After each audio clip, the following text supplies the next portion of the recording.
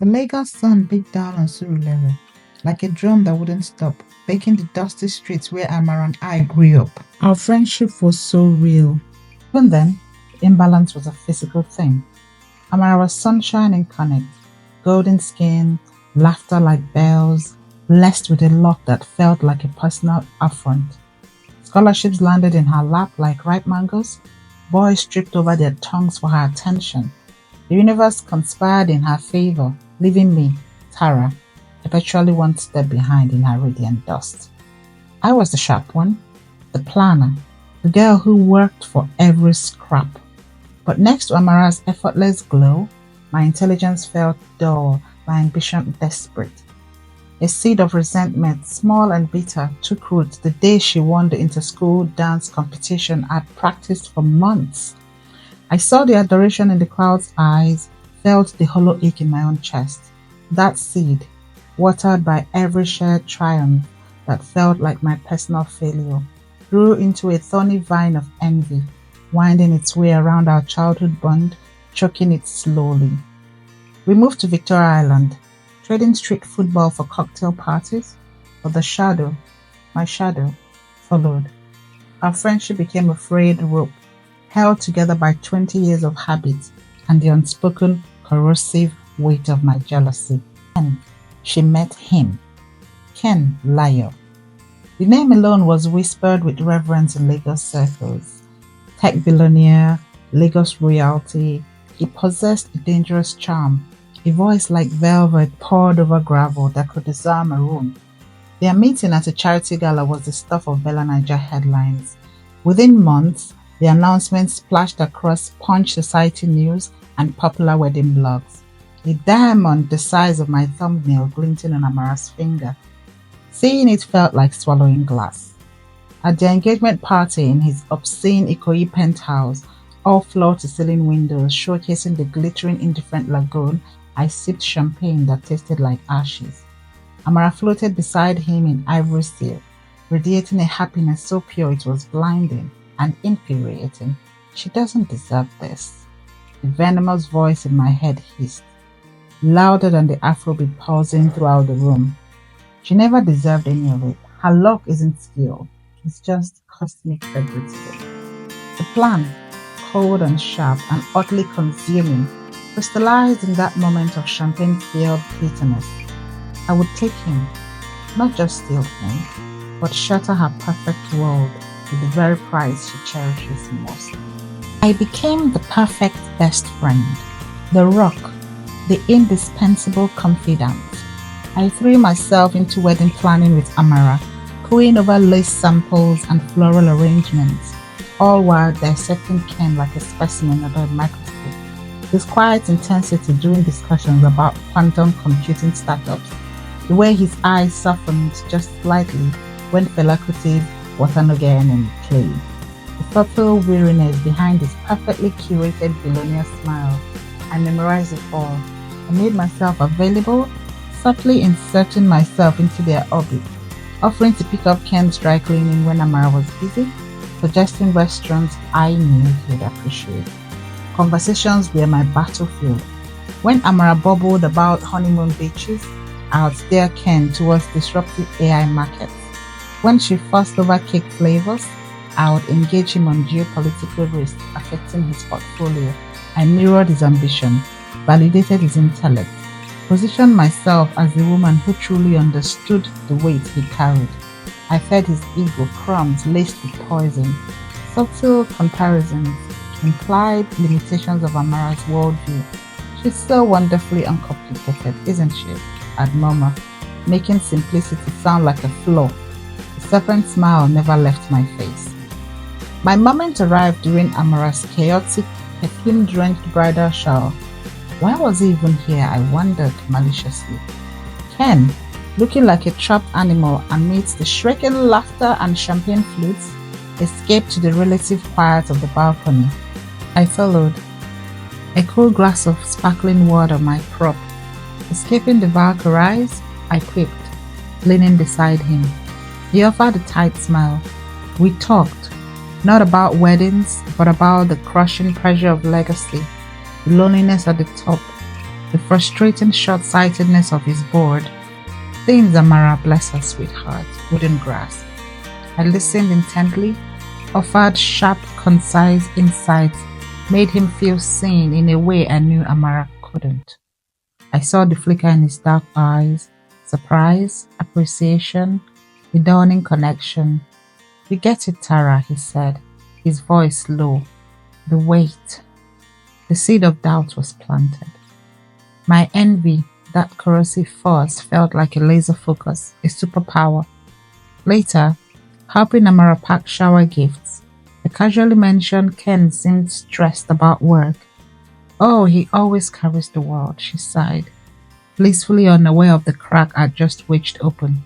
"That's just Ken." "No, darling," I thought, savoring the deceit. "That's just the beginning." The late night text started innocuously. "Saw this article, thought of our discussion on blockchain." Then they deepened. "Board meeting today was brutal." I became his digital confessional, his escape hatch. Accidental touches during brunch lingered. A hand on his arm as I pointed to the lagoon view, a brush of fingers reaching for the salt. Each contact sent a jolt through me, a mix of triumph and something darker, more primal. I shared my own fierce ambitions, painting pictures of building empires, subtly contrasting it with Amara's desire for a family and a quiet life. "She just wants peace," I'd say, making it sound small. "You need a partner who thrives in the storm." He never disagreed. He began seeking me out, calls after arguments with Amara, invitations to preview art exhibitions he knew she'd find boring. I was winning, piece by gilded piece. I was dismantling their future. But sometimes, catching his reflection in a darkened window, his face seemed unnaturally still, his eyes holding depths that made my breath hitch. Flicker of something ancient. I dismissed it as stress, as the play of life. I was too deep in the game, intoxicated by the scent of my impending victory, playing with hellfire and mistaking it for warmth. The theft happened not in a blaze of passion, but in the holy silence after a storm. A brutal fight erupted at the Ikoyi mansion. Amara's voice shrill with tears, Ken's cold and cutting. She fled, a whirlwind of heartbreak. He called me, his voice flat, dangerous. "Tara, can you come?" I arrived. The picture of concerned friendship, finding him silhouetted against the night skyline, a half-empty bottle of red scotch beside him. The air crackled with his simmering rage and my predatory opportunity. Vulnerability, the raw thrill of the steel, and years of pent-up envy combusted. I crossed the line, touching his face, whispering false comfort that turned into something else. He turned, not with the passion I craved, but with a chilling, focused intensity that should have frozen my blood. His kiss wasn't warm, it was possessive, claiming. Days later, the call came. Amara's voice, shattered beyond recognition, sobbing down the phone line. He ended it, "Tara," just like that. The sound was my victory anthem, hollow and echoing in the sudden emptiness of my own chest. Then Ken turned to me, sliding the monstrous diamond still warm from Amara's finger onto mine. "You understand the real world, Tara," he stated, his eyes holding that unnerving stillness. "You understand me." The crown of my envy was heavy, cold, and felt disturbingly like a shackle. Moving into the Ikoyi mansion was a surreal descent into a gilded cage. Marble floors echoed my steps, cold and unwelcoming. I wore the couture Amara had painstakingly chosen, slept in the bed they had shared, stared at the lagoon view that was now supposedly mine. Euphoria, it was a ghost, quickly replaced by a creeping dread. Ken was profoundly wrong. Affection was replaced by a detached, unnerving focus. He was obsessively private. Whole wings of the mansion were forbidden, secured by heavy locks that looked attic, out of place. He avoided sunlight. preferring the perpetual twilight of drawn curtains. The air conditioning was always set to an arctic chill that seeped into my bones. Whispers about his wealth, its sudden, inexplicable magnitude, the disappearances of early rivals, transformed from society gossip into chilling possibilities that echoed in the mansion's silence. And his eyes, in the gloom of the library, or caught in the rearview mirror of the silent Rolls Royce, they sometimes seemed to hold a faint, unnatural yellow glint, vanishing when I blinked. The mansion wasn't a home, it was a beautifully appointed tomb, and I was starting to feel like the resident corpse. The weirdness wasn't subtle anymore. Strange objects appeared, desiccated roots bound with black thread, emitting an odor of damp earth and decay. Small vials of vicious dark liquid tucked away in drawers, intricate symbols carved into pieces of dark wood that made my skin prickle when I touched them. He muttered in his sleep, not in pidgin or modern Yoruba, but in a Godra Eke dialect I couldn't understand, filled with harsh clicks and rolling vowels that sounded ancient and predatory. The cold spots intensified, coalesced around the forbidden wing. One night, jolted awake by a nightmare I couldn't recall, I found Ken's side of the bed empty. Moonlight streamed through a gap in the curtains, illuminating him standing rigidly by the window, motionless, utterly still, not breathing. Terror, cold and sleek, coiled in my gut. "Ken!" I whispered, my voice trembling. He turned slowly, impossibly slowly, like stone grinding against stone. His eyes, fully open, were pools of pure luminous yellow, locking onto me with an alien predatory intelligence. Then a blink, and they were his familiar dark brown again. He offered a thin smile, sleepwalking, an old affliction. "Go back to sleep, Tara." His voice was devoid of warmth, devoid of anything recognizably human. Sleep was impossible. This wasn't the power I'd craved. This was a descent into madness, or something infinitely worse. My envy had built a prison, and the warden was a monster. Fear became my constant companion, a sharper motivator than envy ever was. The day Ken left for a crucial confidential board meeting, a meeting I suspected didn't exist, desperation overrode sanity. Using a hairpin and a YouTube tutorial, my hands slick with sweat picked the heavy lock guiding the forbidden wing. It groaned open, revealing not an office or a vault, but a steep, narrow staircase carved from a rough, cold stone, descending into absolute darkness. An unnatural chill, smelling of ozone and something metallic, like old blood, wafted up. Every instinct screamed run, but the need to know, to understand the horror I was about to marry, propelled me down. The air thickened with each step, humming with an oppressive ancient energy that pressed on my eardrums. The flickering candlelight below cast monstrous dancing shadows as I reached the bottom. My breath caught. The basement was dominated by a central stone altar, stained a deep, unnatural black in the center. Above the altar loomed a grotesque statue carved from stone, a fusion of man and beast, muzzles coiled, mouth open in a silent roar, eyes set with stones that burned with the same predatory yellow as seen in Ken's. My blood turned to ice. Scattered across the floor were faded photographs, yellowed newspaper clippings. One near my foot stopped my heart. A young Ken, unmistakable, stood beside a man who was his exact double, frozen in a black and white image dated Lagos 1947. The horrifying truth detonated in my mind. Ken wasn't human. His fortune wasn't built on innovation. It was forged in blood and unspeakable parts. He was an urban wielder, a vessel for something ancient and terrible. He was immortal. Ancient stories from my grandmother flashed on my mind as I stood there, petrified. The heavy door above groaned open.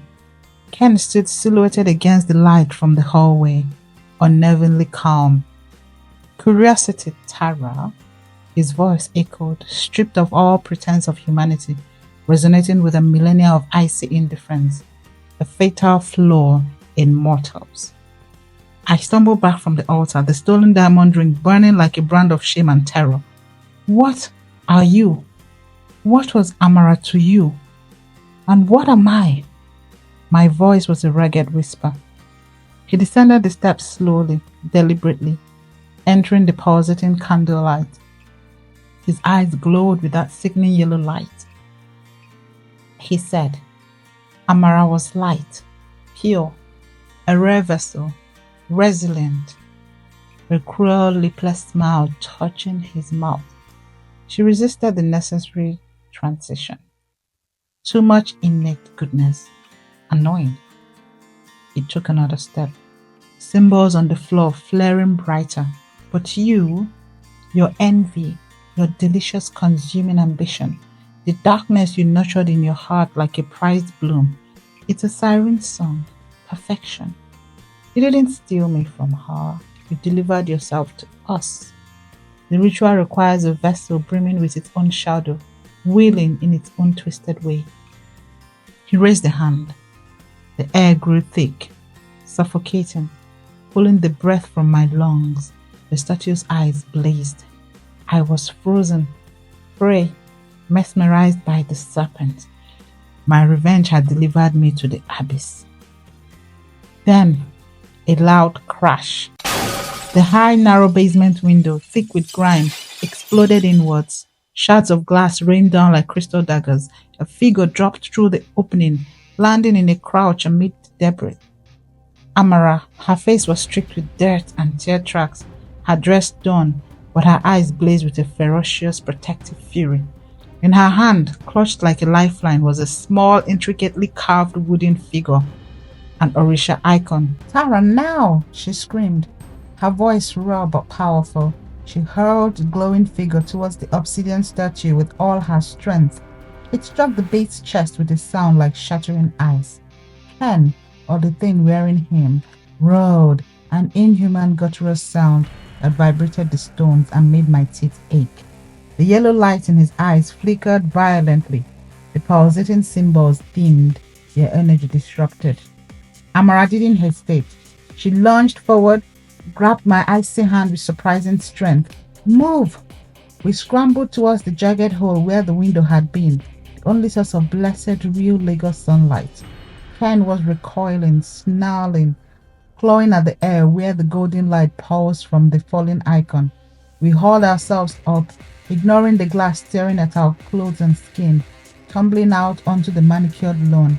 Behind us, a wave of unnatural cold and palpable darkness billowed from the broken window, accompanied by a howl of pure alien rage. We ran, hand in bloodied hand, through the sterile perfection of Ken's gilded hell, passing the imposing gates that now seemed flimsy, and didn't stop until we collapsed, gasping, shaking onto the gloriously chaotic, sun-drenched pavement of a Lagos street market, surrounded by the noise and the comforting noise of Lagos real life. Amara saved me, the friend whose life I tried to obliterate out of petty envy. She had suspected Ken's darkness for months, fueled by strange gaps in his history and whispers from her grandmother about ancient entities. She had been researching, gathering protective charms, piecing together the horrifying truth. When Ken discarded her and took me, she knew exactly what it meant. Her light had protected her, my darkness had made me vulnerable. She came back not for revenge, but because it was the right thing to do. Dear listener, envy is a thief. First, it steals your gratitude, then your sight, leaving you blind to the true gold you hold. Loyalty, peace, the simple priceless light of a friend's smile. Chasing another sun only drags you deeper into shadow, where things far older and hungrier than jealousy lie in wait. True wealth isn't measured in mansions or monstrous shams. It's found in the freedom to stand in your own light, grateful and finally unafraid of the dark. Only revenge worth having now is living well, free from the gilded cages and the shadows, especially the ones we nurture in the darkest corners of our hearts. Thank you for watching. Please like, comment, and subscribe.